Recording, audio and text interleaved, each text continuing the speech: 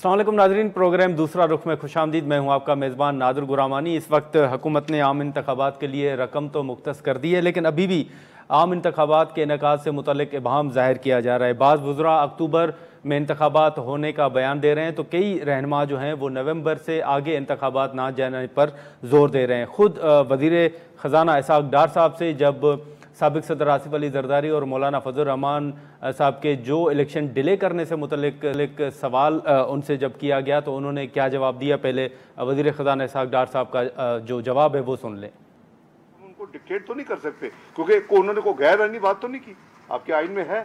तो अगर खुदा न खास्ता वो ट्रिगर होती है रेलेवेंट क्लॉज, तो उसमें फिर है आपका। तो मैं समझता हूँ कि हम उनको किसी को डिक्टेट नहीं कर सकते, एवरीबॉडी इज इंडिपेंडेंट।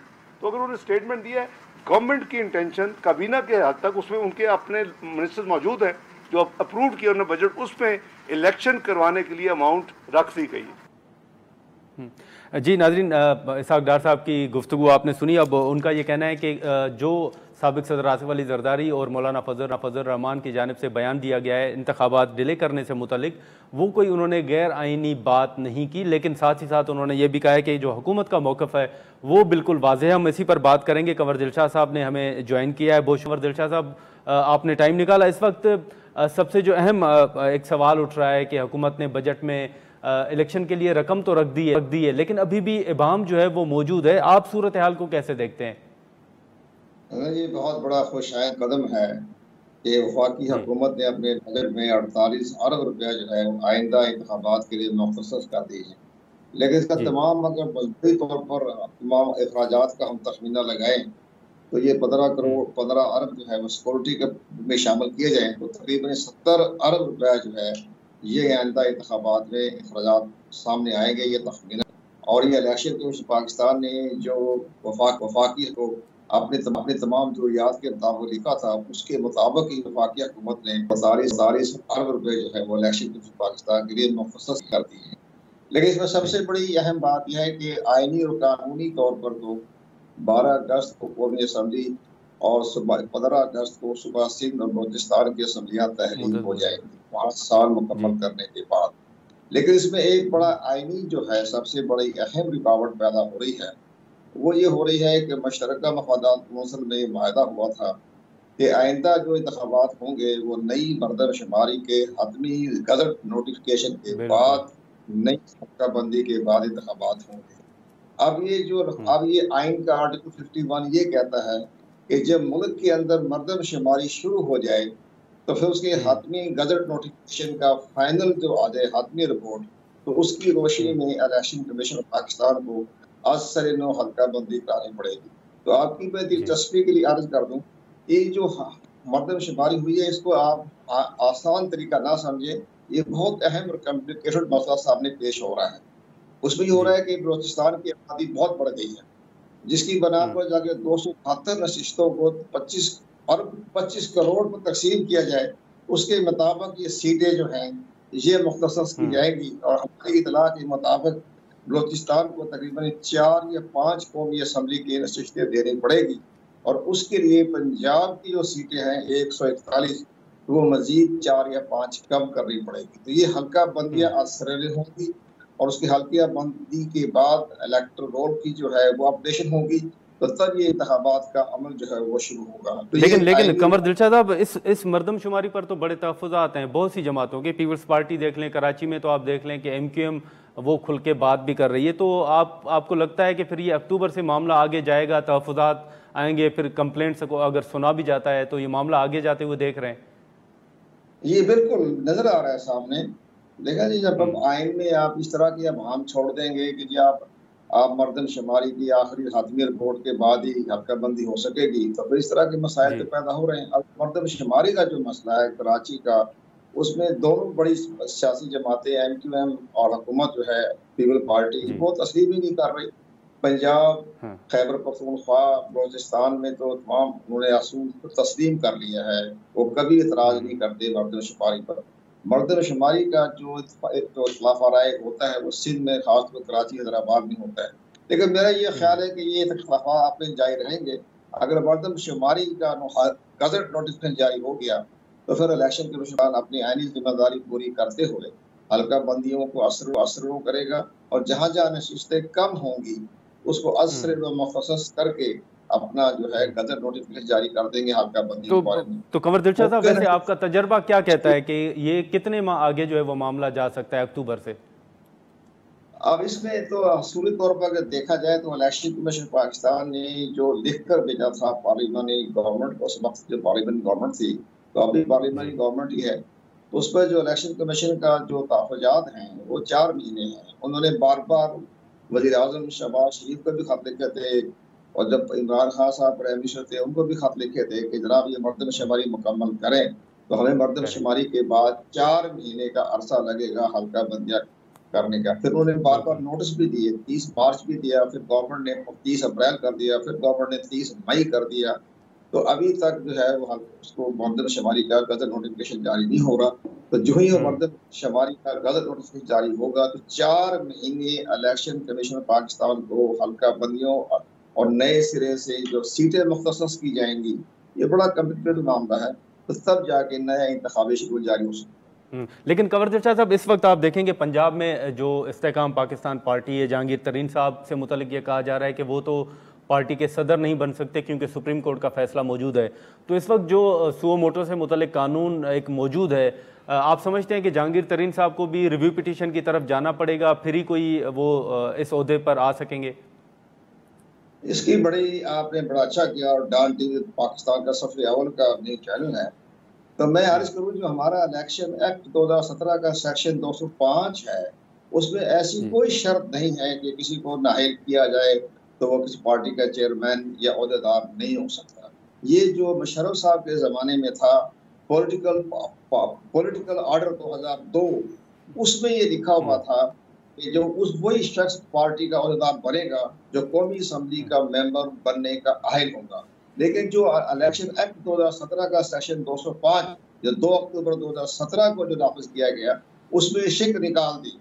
अब ये बिल्कुल जहांगीर तरीन साहब के लिए रास्ता महफूज है, और वो पार्टी के चेयरमैन, मेरी राय में, मेरी कानूनी राय गलती हो सकती है, लेकिन हमने आइन के मुताबिक हम बात करते हैं, गलती का तस्वर बहुत कम होता है। उसमें यह है कि ये चेयरमैन बन सकते हैं, क्योंकि आइन जो हमारा सेक्शन 205 है उसमें ऐसी कोई शर्त नहीं है कि वो शख्स पार्टी का चेयरमैन या ओहदेदार बने तो उसके लिए कौमी असम्बली का मेंबर होने की शर्त पूरी करने की लाजमी शर्त, वो कोई जिक्र नहीं है उसके अंदर। वो तो निकाल दिया उन्होंने इलेक्शन एक्ट 2017 के सेक्शन 205 में से। साहब चेयरमैन बन सकते हैं। ठीक है कंवर दिलशाद साहब, बहुत शुक्रिया आपका। नाज़रीन, कंवर दिलशाद गुफ्तगू आपने सुनी, जो तासुर दिया जा रहा था कि जहांगीर तरीन साहब जो हैं वो पार्टी के सदर नहीं बन सकते, तो कंवर दिलशाद साहब की जो राय थी उस हवाले से उन्होंने बड़ा वाज़ेह तौर पर कहा है कि वो शिक निकाल दी गई थी और जहांगीर तरीन साहब जो हैं उनकी नज़र में वो पार्टी के सदर बन सकते हैं। यहाँ पर एक शॉर्ट ब्रेक लेंगे और ब्रेक के बाद हम पीपल्स पार्टी के सेनेटर बैराम तंगी साहब से गुफ्तगू करेंगे।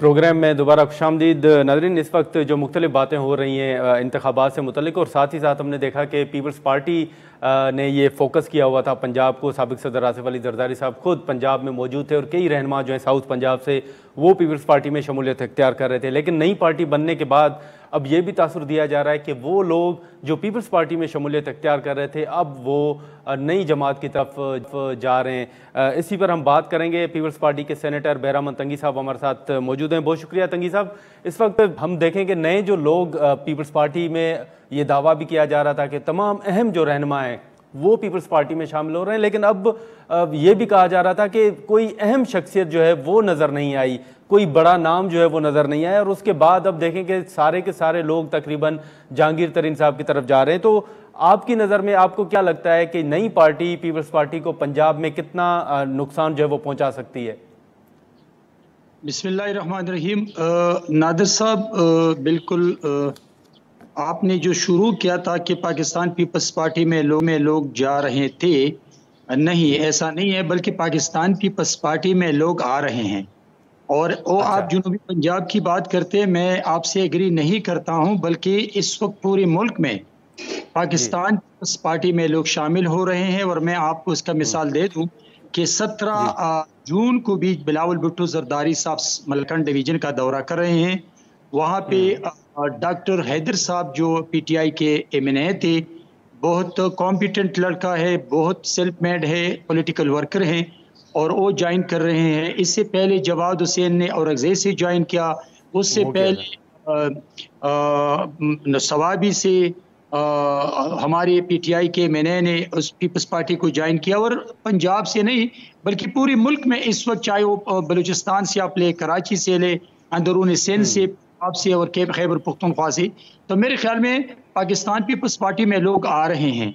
और वो तो लोग अगर तंगी साहब, अगर बिलावल साहब आते हैं खैबर पख्तूनख्वा का दौरा करते हैं, तो उस दौरान ये चांसेस हैं कि परवेज खटक साहब से भी कोई मुलाकात हो जाए या उनसे कोई राब्ता हो रहा है पीपल्स पार्टी का? देखिए, इस वक्त मैं आपको एक बात बता दूं नादिर साहब के, पाकिस्तान पीपल्स पार्टी के लिए लोग उन लोगों से मुलाकातें करते हैं, नॉट ओनली परवेज खटक साहब बल्कि खैबर पख्तूनख्वा में और भी लोग ऐसे हैं कि उसका एक पॉलिटिकल कैरियर है और उसने मुल्क में जमहूरियत के लिए बहुत बड़ी कुर्बानियाँ दी है, तो उनके साथ राबते हैं। लेकिन जो 17 जून का जो दौरा है वो बिलावल भुट्टो जरदारी साहब मलकन में सवात में जलसा करने आ रहे हैं, वहाँ पे डॉक्टर खैदर के साथ और भी लोग करने जा रहे हैं। तो तंगी साहब, वैसे आप देखें नई जो पार्टी बनी है, जो भी तहरीक इंसाफ से निकले हैं, तकरीबन वो उस तरफ जा रहे हैं, फिर आप क्या समझते हैं कि ये पंजाब में सियासी तौर पर आपको कितना बड़ा नुकसान होगा? देखिए, जहां तक पाकिस्तान पीपल्स पार्टी को नुकसान पहुंचाने वाली बात है, बिल्कुल ये गलत है। इसलिए कि पीपल्स पार्टी का अपना एक मंशूर मैनिफेस्टो, एक प्रोग्राम है, और इस बजट में भी आपने देखा कि पाकिस्तान पीपल्स पार्टी ने गवर्नमेंट एम्प्लॉइज की सैलरी की इंक्रीज पे स्टैंड लिया, और हुकूमत ने मान लिया। हम शुक्रिया अदा करते हैं कि फाइनेंस मिनिस्टर और प्राइम मिनिस्टर ने, लेकिन ये पीपल्स पार्टी के स्टैंड है। तो मैं समझता हूं कि जो लोग इस वक्त पीपल्स पार्टी को ज्वाइन कर रहे हैं, उनको पीपल्स पार्टी का 55 साल का मंशूर का पता है कि पीपल्स पार्टी की बुनियाद रखी गई है गरीबों के लिए, जमहूरियत के लिए, पार्लिमानी निज़ाम के लिए। तो मैं समझता हूं कि वो लोग पीपल्स पार्टी को ज्वाइन कर रहे हैं जो इन 3 चीज़ों पर यकीन रखते हैं कि पार्लिमान मजबूत हो, जमहूरियत मजबूत हो, अवाम के, गरीब अवाम की खिदमत हो। तो मैं समझता हूं कि बिलावल भुट्टो जरदारी साहब के साथ साथ इस वक्त जनाब आसिफ अली जरदारी साहब मैदान में हैं, और अवाम ये समझते हैं कि इस वक्त सियासत का महवर जो है वो जनाब आसिफ अली जरदारी साहब है। लेकिन कल से आपने देखा होगा तंगी साहब के मुख्तलिफ जो तस्वीरें सोशल मीडिया पे हैं, मुख्तलिफ टीवी चैनल्स पर हैं, फवाद चौधरी साहब हो गए, अली जैदी साहब हो गए, कि उनके चेहरे जो हैं वो उतरे हुए हैं। आपको क्या लगता है, ये तमाम के तमाम जो रहनुमा जा रहे हैं, ये अपनी मर्जी से जा रहे हैं, या आपको भी लगता है कि ये खुश नहीं है या कोई दबाव है? मैं समझता हूं कि जिन लोगों ने इमरान को छोड़ा है वो बहुत ज्यादा रिलैक्स अपने आप को महसूस कर रहे हैं, इसलिए कि 9 मई के बाद इमरान ने जो डायरेक्टिव्स दी थी और जो डायरेक्शन दे रहे फॉर द लास्ट 1 ईयर्स, 1 साल में उसने पाकिस्तान की डिग्निटी को पूरी दुनिया में नुकसान पहुंचाने की कोशिश की। अंदरूनी मीटिंग में आज वो बातें सामने आ रही हैं कि इमरान की क्या डायरेक्शन थी। इमरान की कभी ये सोच नहीं रही है कि मुल्क की तरक्की हो, उसकी इकोनॉमी मजबूत हो, जमहूरी निज़ाम को नुकसान। लेकिन जिन्होंने पीटीआई चेयरमैन को छोड़ा है, आपको उनका मुस्तकबिल क्या लग रहा है? मैं समझता हूं कि इन्हीं लोगों ने पीटीआई को बनाया था, इन्हीं लोगों ने इमरान को बनाया था, वरना इन लोगों के आने से पहले जब इमरान ने पूरे मुल्क में इलेक्शन को में कैंडिडेट खड़ी किए थे, तो असद कैसर ने 80 वोट लिए थे। वही इमरान था, वही इमरान का वो नारा था, वही इमरान के वो मंशूर था, वही पीटीआई का मंशूर था। तो असद कैसर ने 2002 में 80 वोट क्यों लिए थे, और पूरे पाकिस्तान में इमरान ने 1 सीट क्यों हासिल की थी? वो इमरान था ना। लेकिन इन लोगों के आने की वजह से पीटीआई बन गई और इन्हीं लोगों की वजह से इमरान प्राइम मिनिस्टर बना। तो मैं समझता हूं कि इमरान की और अगर इमरान के वोट हैं और इन लोगों के जाने से पीटीआई पे असर नहीं पड़ा है, तो उस दिन आजाद कश्मीर में जब तीर ने पीटीआई की बैट को चीर पाड़ करके इमरान को मैसेज दिया कि पीटीआई टुकड़े टुकड़े हो गया, तो क्यों इमरान लेकिन तंगी साहब, आपकी इत्तेहादी जमात है जिस हुकूमत के, वो कह रही है कि आपने कश्मीर में जो है वो धांधली की है। ना परवेज भट्ट साहिबा का आप ट्वीट देख लें, अता तारड़ साहब का आप देख लें ट्वीट, वो कह रहे हैं कि ये आपका वतीरा रहा है धांधली, और आपने कश्मीर में वही किया है। देखिए नादिर साहब, अगर पीपल्स पार्टी धांधली पे यकीन रखती थी तो आज़ाद कश्मीर में और वहाँ गिलगित बल्तिस्तान में जब इलेक्शन हो रहा था तो वहाँ पे हमने क्यों नहीं जीते हैं? आप जिस हुकूमत के इत्तेहादी हैं वो कह रहे हैं। देखिए मेरी बात सुनिए, तो उनकी सोच हो सकती है, लेकिन मैं तो अपनी इत्तेहादी जमातों की कदर और एहतराम इसलिए करता हूँ कि हमारे इत्तेहाद है हुकूमत की, हमारी इलेक्शन का इत्तेहाद नहीं है। हमें इलेक्शन में अपने मंशूर, अपने मैनिफेस्टो और अपने प्रोग्राम के पर मतलब कि हम मैदान में उतरते हैं और अपने मंशूर के मुताबिक हम आवाम से वोट मांगते हैं। लेकिन जहां तक हुकूमत इत्तेहाद का ताल्लुक है तो एज इत्तेहादी मैं उसके एहतराम इसलिए करता हूं कि हम हुकूमत में हैं और हम एक दूसरे का एहतराम देना चाहिए, न कि एक दूसरे पे इल्जामात करें। लेकिन पाकिस्तान पीपल्स पार्टी ने कराची में भी इलेक्शन लड़ा था और हमने जब जीता, जो कि उसी वक्त वो कह रहे थे हम जीत रहे, लेकिन जब नतीजा आ गया और हम जीत गए तो हमने उसको एक्सेप्ट करने के लिए कहा गया। तो मैं समझता हूं कि इत्तेहादी हुकूमत के इत्तेहादी के तौर पे मैं ये as a senator of Pakistan समझता हूं कि हमने एक दूसरे के रिजल्ट को एक्सेप्ट करना चाहिए, एक दूसरे को एहतराम देना चाहिए, इसलिए कि हम इत्तेहादी हैं। लेकिन इंतहाबी जो इत्तेहाद है वो नहीं है, लिहाजा हम अपने मंशूर और मैनिफेस्टो पे इलेक्शन लड़ते हैं। लेकिन तंगी साहब, अब पीपल्स पार्टी को क्या लगता है, इंतखाबात जो है वो 8 अक्टूबर को होंगे, नवंबर को होंगे, या फिर आपको लगता है कि सूरत हाल ऐसी है कि एक साल जो है वो तोसी की जा सकती है?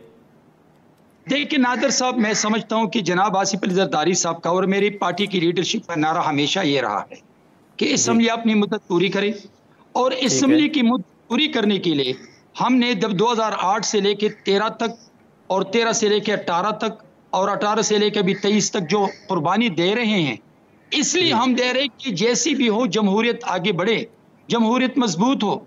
तो पीपल्स पार्टी की लीडरशिप का और हम सब का ये है कि इलेक्शन भी होगा, लेकिन असम्बली अपनी मुद्दत पूरी करे और जो टाइम है उसमें इलेक्शन होगा इंशाल्लाह। चलें ठीक है। बेरामन तंगी साहब, बहुत शुक्रिया आपका। नाज़रीन, पीपल्स पार्टी के सेनेटर बेरामन तंगी साहब की गुफ्तगू सुनी। यहाँ पर हम एक शॉर्ट ब्रेक लेते हैं और ब्रेक के बाद हम दोबारा गुफ्तगू का आगाज़ करेंगे, दीगर जो मौजूद मेहमान हमें ज्वाइन करेंगे।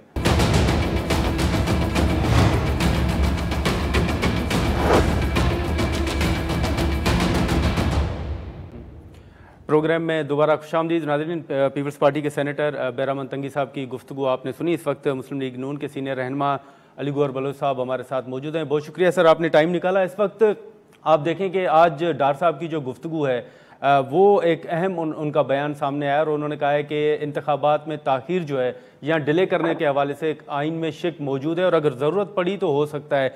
आपको लगता है कि मुस्लिम लीग नून जो है वो चाहती है कि इंतखाबात अक्टूबर से आगे जाएँ, या फिर सूरत हाल ऐसी है कि फ़िलहाल इंतखाबात या असम्बली की मुद्दत में 1 साल तोसी की जाए? बिस्मिल्लाहिर्रहमानिर्रहीम। देखें, इलेक्शन जो है वो तो वक्त पर ही होने चाहिए जी। और दूसरी बात ये है कि हम कानून और आइन के ऊपर यकीन रखते हैं जी। और हमारी पार्टी की लीडरशिप भी यही कह चुकी है। जाहिर है कि जिस बात की आइन में गुंजाइश होगी और कानून उसकी इजाजत देगा, अगर टाइम आगे हो सकता हुआ और मुल्की हालात इस चीज का तकाजा करते हुए कि इलेक्शन आगे होने चाहिए तो होंगे, लेकिन हमारी पहली प्रायोरिटी वक्त पर इलेक्शन करवाना ही है।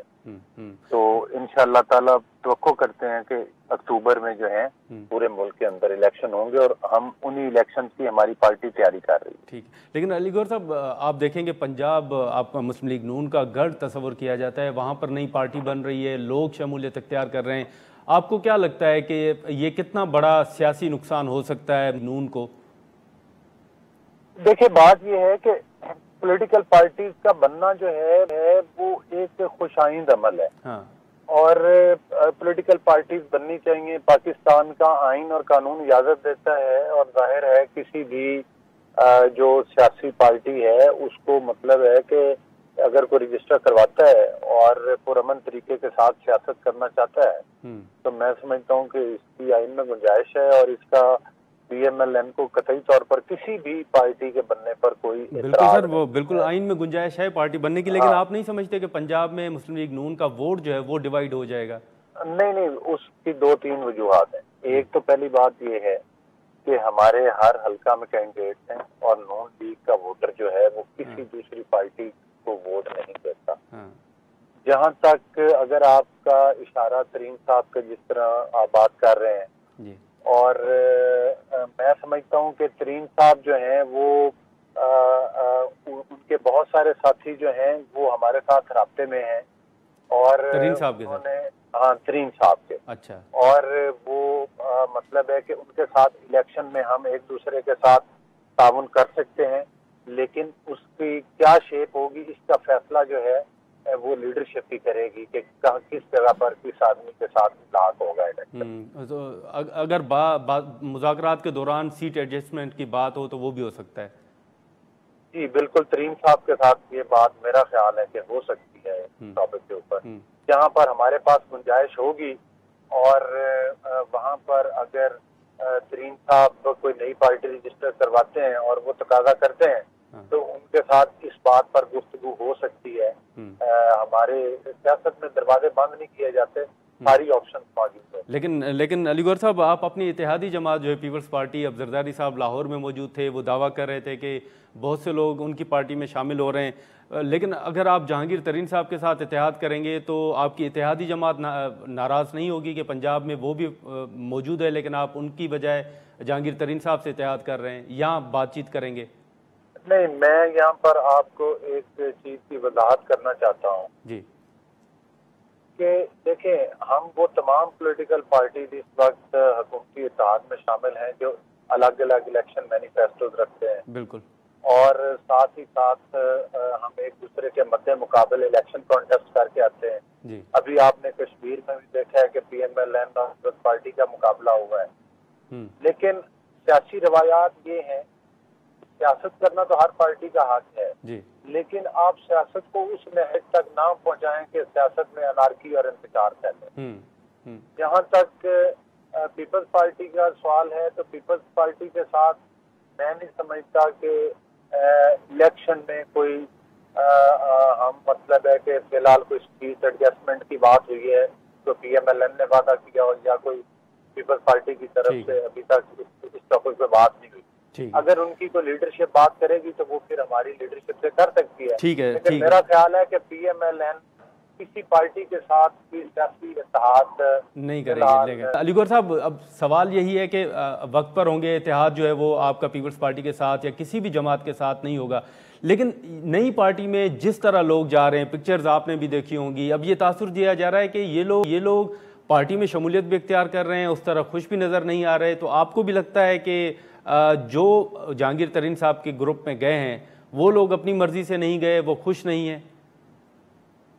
देखें, बात ये है कि जो जहांगीर तरीन साहब के साथ लोग राब्ते में हैं जी, PMLN के तकरीबन साउथ पंजाब हो और पूरे पंजाब में ऑलरेडी पोटेंशियल कैंडिडेट्स मौजूद हैं जी। और इस वक्त भी देख लें, अगरचे कि 2018 के इलेक्शन में हमारा वोट चोरी किया गया था, RTS सिस्टम बंद किया गया था, पाकिस्तान की तारीख की बदतरीन धांधली की गई थी, इसके बावजूद आप देख लें कि साउथ पंजाब से बहुत ज्यादा हमारे अरकान असम्बली अभी भी सूबाई असम्बली में भी और कौमी असम्बली में भी कामयाब हो गए। इसका मतलब है कि हमें वहाँ पर कैंडिडेट का फुकदान है। ये वो लोग हैं जो कि जाहिर है कि जो मतलब है कि अभी PTI से जो है वो अलग इख्तियार कर रहे हैं और वो किसी न किसी पार्टी में चाहते हैं। हो सकता है वो लोग उन तरीन साहब के साथ राब्ते में हों, लेकिन मैं समझता हूँ कि हमारी पार्टी का इस सिलसिले में कोई इशू नहीं है कैंडिडेट्स का, और हम हर जगह पर हमारे पास इंतहाई जो अपने अपने इलाका में बड़े मौसर कैंडिडेट्स हैं और इसके अलावा पार्टी का भी पॉपुलर वोट है। तो मैं समझता हूँ कि हमें कैंडिडेट्स के हवाला से या अपने वोट बैंक के हवाला से मुझे तो कोई खास इशू नजर नहीं आता है। लेकिन आज ही अलीगौर साहब, कुरैशी साहब ने जो गुफ्तगू की है उसमें तो वो बड़े पुरएतमाद अंदाज में उन्होंने एक कहा है कि जो नई जमात पंजाब में बन रही है उसकी कोई इतनी ज़्यादा अहमियत नहीं है और PTI की अभी भी मकबूलियत मौजूद है। आप PTI का मुस्तकबिल क्या देख रहे हैं? क्या कुरैशी साहब जो हैं वो PTI को इस वक्त संभालेंगे? देखें, ये तो कुरैशी साहब भी बेहतर बता सकते हैं कि वो अपना सियासी लायामल क्या अख्तियार करते हैं। ये बातें कबल अज़ वक्त है जी। और दूसरी बात ये है कि PTI, देखें, हम तो डे 1 से ये कहते थे कि ये जो इमरान नियाज़ी के ज़ेरे साया पनप रहे हैं, ये एक वो जत्था है जो मुल्क के ऊपर हमला आवर है। इन्होंने पाकिस्तान में लॉकडाउन किए, इन्होंने पाकिस्तान में धरने दिए, इन्होंने पाकिस्तान की मईशत को तबाह किया, इन्होंने पाकिस्तान की तारीख के सबसे बड़े कर्जे लेकर उनको हड़प किया और कोई ऐसा प्रोजेक्ट नहीं किया जिससे कि मुल्क को फायदा होता है। बल्कि जो 9 मई के वाकयात हैं आप देख लें कि किस तरह से इन्होंने पाकिस्तान की इमलाक को नुकसान पहुंचाया, पाकिस्तान की सलामती की अलामत जो इदारे और इमलाक थे, जिनमें कोर कमांडर हाउस था, जिना हाउस जिसको कहा जाता है। फिर आप देखें कि यहाँ पर रेडियो पाकिस्तान पेशावर, जहाँ से कि पाकिस्तान के बनने की पहली खबर दी गई थी, उसको नजर आतिश किया। फिर शहदा की तस्वीरों को तोड़ा, मुजस्समों को तोड़ा, और न सिर्फ ये किया बल्कि रेंजर्स की चौकियों को आग लगाई, मोटरवेज जला दिए। ये टारगेटेड अटैक थे। कोई भी सियासी पार्टी जो है वो इस किस्म के इक़दाम नहीं करती। बहुत शुक्रिया इफ्तिखार साहब, आपने टाइम निकाला। इस वक्त अली गौहर साहब हमारे साथ मौजूद हैं, मुस्लिम लीग नून के रहनुमाए। अब बात ये हो रही थी कि पंजाब में जो पार्टी बनी है, मैंने पहले भी आपके साथ ने सवाल रखा लेकिन शायद कोई टेक्निकल इशू था, तो नई जमात का आपकी नज़र में जो लोग जा रहे हैं, जरदारी साहब वहाँ पर मौजूद थे, वो दावा कर रहे थे कि सारे लोग उनकी पार्टी में शमूलियत इख्तियार कर रहे हैं। अब हमने देखा है कि जहांगीर तरीन साहब के ग्रुप में लोग जो हैं वो जाना शुरू हुए हैं। आपकी नज़र में इंतखाबात के दौरान सबसे ज़्यादा इस ग्रुप का, इस पार्टी का नुकसान नून को होगा या फिर पीपल्स पार्टी को? देखिए, ये हर पार्टी जो है अपने अपने सूरत हाल का बेहतर फैसला कर सकती है जी। ये जो लोग गए हैं ये इलेक्टेबल है, ये किसी जगह भी जाएंगे वो मुंतखब हो जाएंगे, खा ये नून लीग में जाते हैं, खा ये पीपल्स पार्टी के साथ जाते हैं। अच्छा, तो मुझे तो कोई ऐसी बड़ी तब्दीली होती नजर नहीं आती है कि पीटीआई जो का अपने आप को बरकरार नहीं रख सकती है पोलिटिकल पार्टी जी। तो लोग दूसरी सियासी जमातों में चले गए हैं और उनका अपना स्ट्रॉन्ग पोजीशन हैं उन लोगों की, वो समझते हैं कि वो अपने इंतखाबात को जीत सकते हैं। लेकिन अभी आपकी अगर नज़र से गुजरा इफ्तिखार साहब, तो इसहाक डार साहब ने कहा है कि इंतखाबात के लिए रकम तो रखी गई है लेकिन आगे अगर जाने की ज़रूरत पड़ी भी तोसी की तो वो भी आइन में शिक मौजूद है। आपकी नज़र में सूरत हाल ऐसी है कि कौमी असम्बली की मुद्दत में 1 साल तोसी की जाए, फिर इंतखाबात 1 साल के बाद हों? क्योंकि अगर कॉन्स्टिट्यूशनली इसकी इजाज़त है तो उसको एक्सरसाइज किया जा सकता है, इसमें तो कोई दो राय नहीं हो सकती। एक चीज़ जो आइन में मौजूद है उसको आप इस्तेमाल कर सकते हैं, लेकिन उसके लिए आपको किसी फाइनेंशियल इमरजेंसी वगैरह का ऐलान करना पड़ेगा, क्योंकि बिला वजह तो नहीं आप कर सकते, कोई रीजन देनी पड़ेगी। तो सर आपकी बात काट रहा हूँ, आपको लगता है सर कि ऐसी सूरत हाल है कि इमरजेंसी का ऐलान हो सके या किया जा सके? नहीं, मैंने ये नहीं कहा, मैंने ये कहा कि अगर ऐसी आईनी जो शिक है उसको इस्तेमाल करते हैं तो कोई रीजन भी तो देनी पड़ेगी ना, कैसा क्यों कर रहे हैं। बिल्कुल, तो सर वही सर आपके सामने सवाल रखता है कि क्या आपकी नज़र में कोई रीज़न ऐसी है कि हुकूमत इस आइन की शिक को इस्तेमाल कर सके? मौजूदा सूरत हाल सारी आपके सामने है। देखिए, मौजूदा सूरत हाल में तो सादी सूरत हाल का तो कोई मतलब जितना बुरा हाल उसका किसी और चीज़ का नहीं है जी। और पता नहीं है इसके बाद क्या होगा, जून जुलाई अगस्त सितंबर के बाद क्या होगा।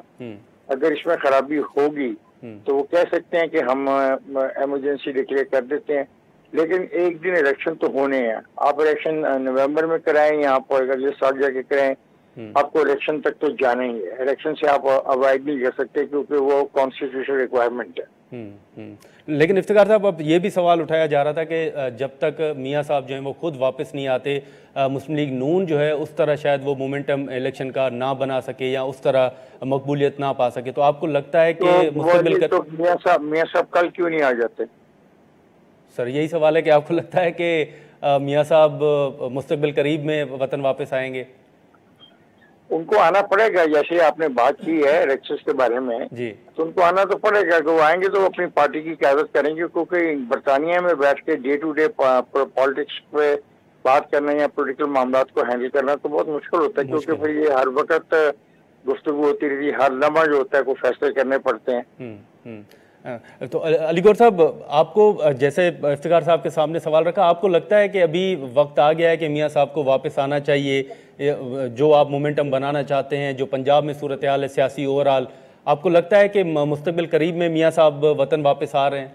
जी बिल्कुल, इसमें कोई दूसरी राय नहीं है। नवाज शरीफ साहब वो हमारे कायद हैं कि जो 3 बार मुल्क के वजीर आजम रहे, जिनकी वजीर आजमशिप और ज़ेरे क़यादत मुल्क ने मुआशी तौर पर तरक्की की। आपने देखा मुआशी तरक्की के साथ साथ से जिस तरह से अमन और सलामती के इशूज के ऊपर जागी के मकाम पर जब धमाके करवाए, जबकि पूरी दुनिया हमें प्रेशराइज करती थी, अमेरिका जो है वो करोड़ों डॉलर्स की ऑफर्स करता था, अरबों डॉलर्स की, वो उन्होंने ठुकराई।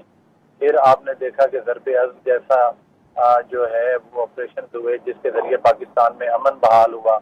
तो सर कब तक एक्सपेक्टेड है? जैसे बीच में जावेद लतीफ़ साहब ने तारीख दी थी दिसंबर, फिर नवंबर, तो आपकी नज़र में कब तक मियां साहब आ रहे हैं?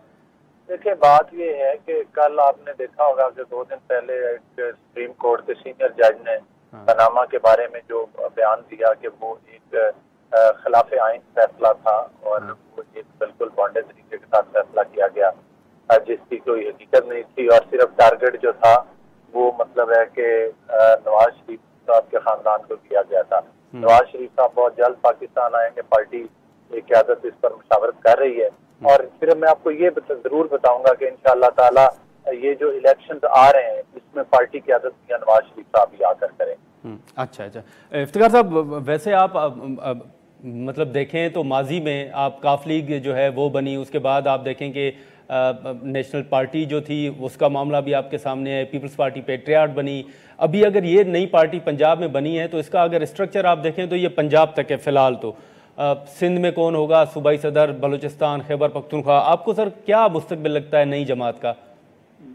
आप बेफिक्र रहें, वो आपको तमाम सूबों में जब उनको जरूरत पड़ी तो तमाम के तमाम ओहदेदार दे देंगे, ऐसी कोई बात नहीं उनके लिए। और वक्त आने पे आपको बलूचिस्तान से भी लोग मिल जाएंगे, सिंध से भी मिल जाएंगे, खैबर पख्तूनख्वा। बिल्कुल पॉलिटिकल पार्टीज में लोग मिलते हैं, एक पॉलिटिकल पार्टी के बारे में आप ये यकीन रखें कि उनको मिलेंगे, अगर दूसरी सियासी पार्टियों को मिलते हैं तो उनको भी मिलेंगे। अच्छा, तो सर फिर वही तनकीद होगी जो बलूचिस्तान अवामी पार्टी पे होती है? तो भारत बलूचिस्तान अवामी पार्टी पे तनकीद होने के बावजूद बलूचिस्तान अवामी पार्टी एक पॉलिटिकल पार्टी के तौर पर मौजूद है बलूचिस्तान में या नहीं? बिल्कुल है सर, उनकी हुकूमत है पूरे सूबे में। तो फिर चेयरमैन सेनेट उनका है। तो फिर भाई ये सवाल। अच्छा सर, वैसे ये बातें भी आपके सामने, लेकिन अभी आपकी नज़र में पीटीआई का मुस्तकबिल, शाह महमूद कुरैशी साहब ने आज बात की, जैसे मैंने कहा, आपको सर क्या लगता है जो पीटीआई है उसकी कौन उसको संभालेगा? शाह महमूद कुरैशी साहब संभालेंगे?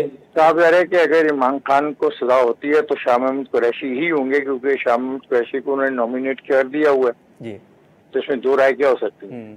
लेकिन सर जो असद कैसर साहब हैं, परवेज खटक साहब ने तो ओहदों से इस्तीफा दिया है, फिर असद उमर ने ओहदों से इस्तीफा दिया है, लेकिन वो पीटीआई में मौजूद हैं, उनका मुस्तकबिल सर आप क्या देखते हैं? साहब यार को वो अगर पीटीआई में है तो उनका मुस्तकबिल पीटीआई ही में है और वो इलेक्शन लड़ेंगे, जब पीटीआई के लोग कैंडिडेट खड़ा करेंगे मुकाबला तो होगा। ये तो कहना कि पीटीआई बिल्कुल खत्म हो गई, मैं नहीं मानता, बिकॉज पॉलिटिकल पार्टी ऐसे खत्म नहीं होती है, इतनी जल्दी खत्म नहीं होती है।